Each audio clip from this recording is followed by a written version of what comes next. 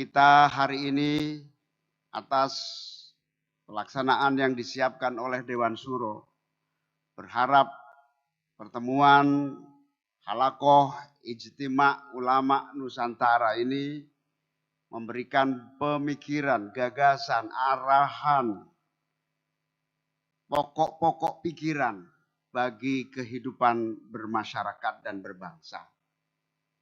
Kita sangat berharap di tengah berbagai perkembangan perubahan yang dramatis di berbagai kehidupan kita, sosial, ekonomi, politik, budaya, yang terus mengalami pergerakan perubahan yang tiada henti, tiap hari, tiap jam, tiap menit.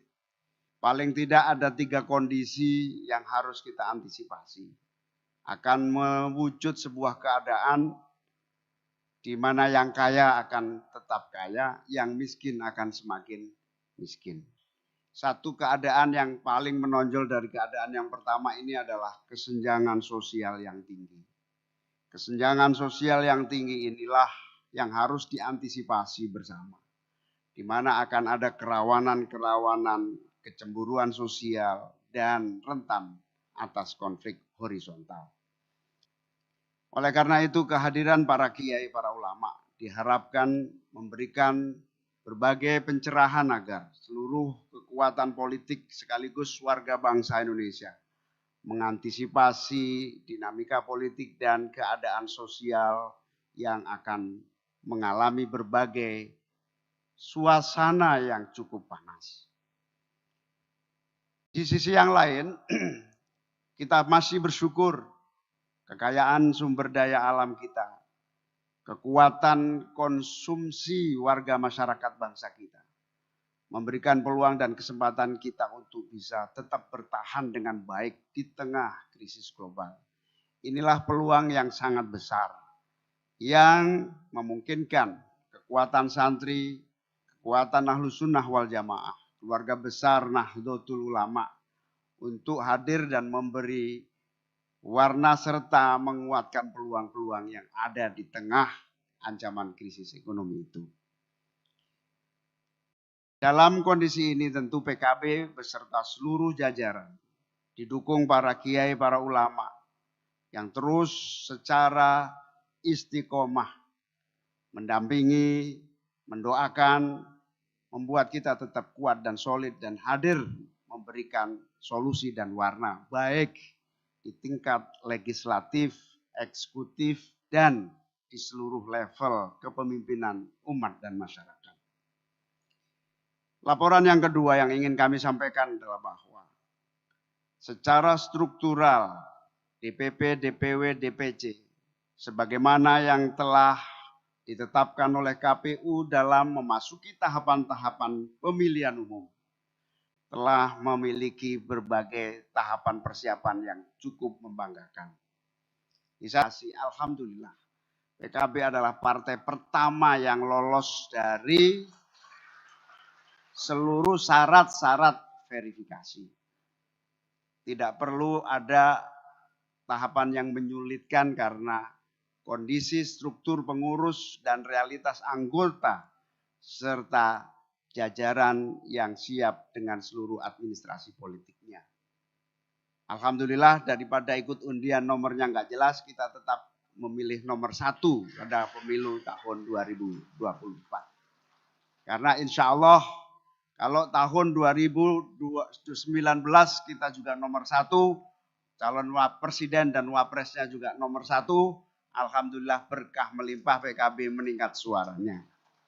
Moga-moga 2024 nanti mengulang kesuksesan Pilpres pada tahun 2019 yang lalu. Di mana kita bisa menggugulkan Rois Am, pengurus besar Nahdlatul Ulama, sekaligus Ketua Dewan Syuro DPP PKB periode pertama. Alhamdulillah bisa menjadi Wakil Presiden Republik Indonesia. Target minimumnya minimal bertahan di posisi Wakil Presiden Republik Indonesia. Syukur-syukur bisa menjadi Presiden Republik Indonesia tahun 2024. Amin ya Rabbal Alamin. Survei-survei pada umumnya menunjukkan PKB selalu bertengger di 3 besar pada seluruh survei-surveinya. Tapi sayang juara 1 masih tetap PDI Perjuangan. Juara 2 selalu antara Gerindra, juara 3 antara bergantian Golkar dan PKB. Target kita minimal 2024 bisa mengalahkan Gerindra menjadi nomor 2. Amin ya robbal alamin. Sebagai teman koalisi tentu Gerindra menyiapkan diri untuk sama-sama bersaing merebut posisi kedua. Syukur-syukur gara-gara bersaing dengan Gerindra kita bisa nomor 1 2024 yang akan datang. Amin ya robbal alamin. Mohon doa restu, dukungan para masyayikh, para kiai di seluruh Indonesia. Agar pemilu tahun 2024 sesuai dengan perkembangan tren. Satu-satunya cara yang bisa kita lakukan adalah menghentikan dan minimal mengurangi money politics di dalam proses pemilihan tahun 2024.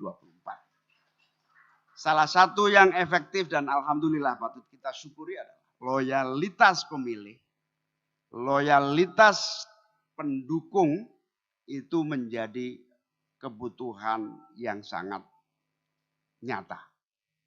Kesadaran money politik akan merusak sendi-sendi demokrasi dan hasil dari pemilu akan tercederai adalah loyalitas yang harus terus dipupuk.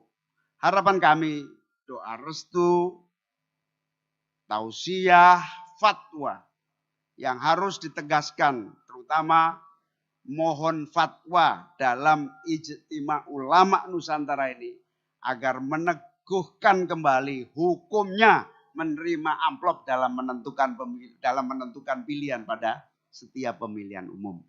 Penegasan terutama kepada para mubalik secara lebih intensif menyampaikan kepada publik, jamaah, kepada seluruh umat dan masyarakat bahwa hak pilih jauh lebih mahal dibanding transaksi pragmatis yang ada.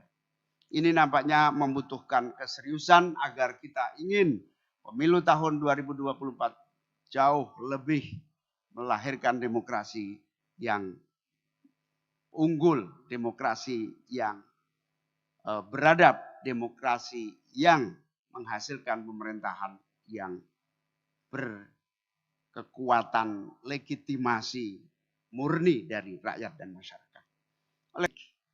Insya Allah bantuan para kiai, para ulama, para masyayikh, para mubalik, para asatid membawa umat kita dalam loyalitas jamaah dan jam'iyah untuk menghadirkan PKB yang sehat, PKB yang murni, PKB yang insya Allah dalam berkah dan ridho Allah Subhanahu wa Ta'ala. Amin ya robbal alamin. Hadirin wal hadirat sekalian, wabil khusus Pak Wakil Presiden yang saya muliakan, dengan tantangan-tantangan yang ada, dengan kekuatan yang kita miliki, insya Allah kita optimis dan yakin pemilu tahun 2024 bisa kita lalui dengan aman, tentram, sesuai jadwal.